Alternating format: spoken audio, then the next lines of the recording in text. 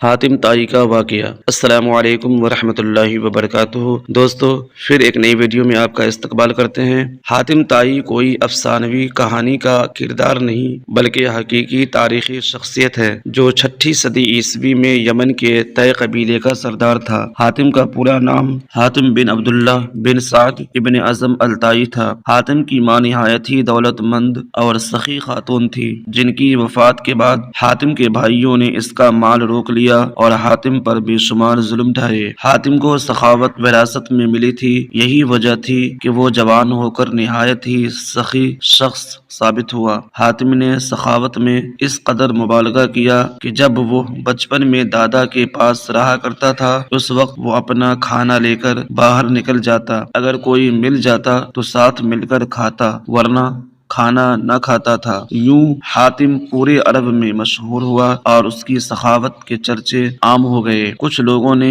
حاتم کی سخاوت کے بہت سے قصے گھڑ لیے، لیکن اس کے باوجود حاتم کی سچی حکایت اس کی سخی شخصیت کی دلیل ہے۔ عرب میں جبل سمرہ کی چوٹی پر واقع ایک مقام تھا جہاں حاتم رات کے وقت آگ جلایا کرتا تھا تاکہ علاقے سے گزرنے والوں کو راستے کی رہنمائی حاصل ہو سکے۔ اس مقام کو آج حاتم طائی کا آتش دان کہتے ہیں۔ یہ علاقہ آج بھی آثار قدیمہ کی حیثیت رکھتا ہے۔ ابن عربی کے مطابق حاتم ہر میدان میں کامیاب تھا، خواہ وہ جنگ ہو، مقابلہ ہو، کھیل ہو یا سخاوت ہو۔ زمانہ جاہلیت میں ماہ رجب کا چاند بہت ہی مقدس مانا جاتا تھا، لہٰذا جب رجب کا مہینہ شروع ہوتا تو حاتم ہر روز 10 اونٹ ذبح کرتا اور لوگوں کو کھانا کھلاتا۔ یوں تو حاتم کے سخاوت اور فراخ دلی کے قصے بہت سارے ہیں، لیکن چند ایک جو بہت ہی مشہور ہے کہ روم کے بادشاہ قیصر کے دربار میں ایک دن حاتم طائی کی سخاوت کا تذکرہ ہوا۔ ایک شخص نے بتایا کہ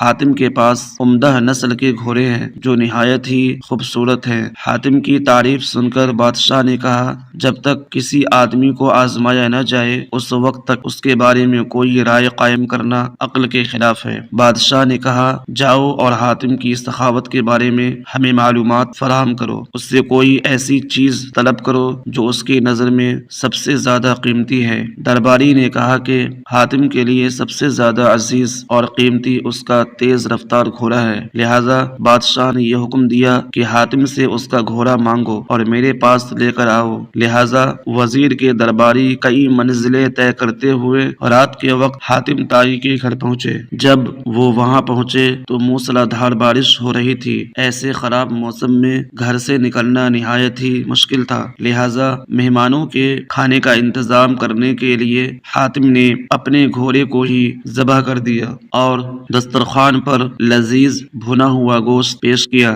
صبح کے وقت جب بارش تھمی تو ان وزیروں نے کہا کہ ہمارے بادشاہ کے سامنے آپ کے گھوڑے کی بہت تعریف کی گئی ہے، بادشاہ چاہتا ہے کہ آپ اپنا گھوڑا بادشاہ کی خدمت میں بطور نذرانہ پیش کر دیں۔ وزیر کی بات سن کر حاتم نہایت ہی افسوس کے ساتھ کہنے لگا کہ وہ گھوڑا تو میں نے آپ کو رات میں کھلا دیا۔ وزیر نے کہا، ہمارے بادشاہ کے سامنے آپ کے گھوڑے کی بہت تعریف کی گئی تھی، یہ بات اگر بادشاہ سنے گا تو وہ آپ کی سخاوت کا بھی قائل ہو جائے گا۔ سن 578 عیسوی میں حاتم کی وفات ہوئی۔ حاتم کی وفات کے بعد اس کا بیٹا عدی طے قبیلے کا حاکم بنا۔ وہ 9 ہجری میں مسلمان ہوئے۔ ان کے اسلام لانے کا واقعہ بہت ہی مشہور ہے۔ عدی اپنے قوم کے سردار تھے۔ قوم پیداوار اور مال و غنیمت کا چوتھائی حصہ ان کے نظر کیا کرتی تھی۔ انہیں مسلمانوں سے سخت دشمنی تھی۔ وہ عیسائی تھے اور اسلام کو عیسائیت کا رقیب سمجھتے تھے۔ سردار ہونے کی وجہ سے نبی صلی اللہ علیہ وسلم کا اقتدار ان کی آنکھوں میں کھٹکتا تھا۔ یمن کے قبیلے طے نے اسلام کے خلاف بغاوت کی۔ حضرت علی ان دنوں یمن کے گورنر تھے۔ انہوں نے بغاوت کو ختم کیا اور بغاوت کے لیڈروں کو گرفتار کر کے مدینہ بھیج دیا۔ ان میں عدی کی بہن صفانہ تھی، یعنی صفانہ